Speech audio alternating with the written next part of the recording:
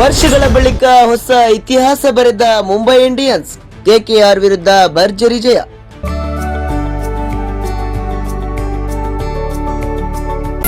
ಹದಿನಾಲ್ಕು ವರ್ಷಗಳ ಹಳೆಯ ಅಪಶಕುನವನ್ನ ಕೊನೆಗೂ ತೊಡೆದು ಹಾಕಿದ್ದ ಮುಂಬೈ ಇಂಡಿಯನ್ಸ್ 6 ವಿಕೆಟ್ಗಳ ಜಯ.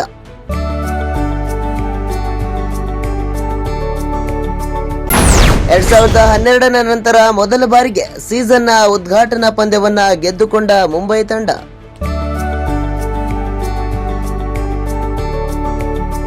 ಮುಂಬೈ ಇಂಡಿಯನ್ಸ್ ತಂಡವು ಐಪಿಎಲ್ ಇತಿಹಾಸದಲ್ಲಿ ತನ್ನ ಮೇಲಿದ್ದ 14 ವರ್ಷಗಳ ಹಳೆಯ ಅಪಶಕುನವನ್ನ ಕೊನೆಗೂ ತೊಡೆದುಹಾಕಿದೆ.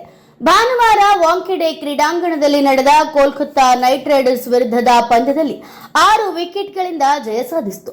ಈ ಮೂಲಕ 2012ರ ನಂತರ ಮೊದಲ ಬಾರಿಗೆ ಮುಂಬೈ ತಂಡವು ಸೀಸನ್ನ ತನ್ನ ಉದ್ಘಾಟನಾ ಪಂದ್ಯವನ್ನ ಗೆದ್ದುಕೊಂಡಿದೆ. ಐಪಿಎಲ್ 2026ರ ಎರಡನೇ ಪಂದ್ಯ ಮುಂಬೈನ ವಾಂಖೆಡೆ ಕ್ರೀಡಾಂಗಣದಲ್ಲಿ ನಡೆಯಿತು. ಟಾಸ್ ಗೆದ್ದ ಮುಂಬೈ ಇಂಡಿಯನ್ಸ್ ಬೌಲಿಂಗ್ ಆಯ್ಕೆ ಮಾಡಿಕೊಳ್ತು. ಅದರಂತೆಯೇ ಮೊದಲು ಬ್ಯಾಟ್ ಬೀಸಿದ ಕೋಲ್ಕತ್ತಾ ನೈಟ್ ರೈಡರ್ಸ್ ತಂಡವು ನಿಗದಿತ 20 ಓವರ್ಗಳಲ್ಲಿ 4 ವಿಕೆಟ್ ನಷ್ಟಕ್ಕೆ ಬರೋಬ್ಬರಿ 220 ರನ್ಗಳನ್ನ ಕಲೆ ಹಾಕಿತು.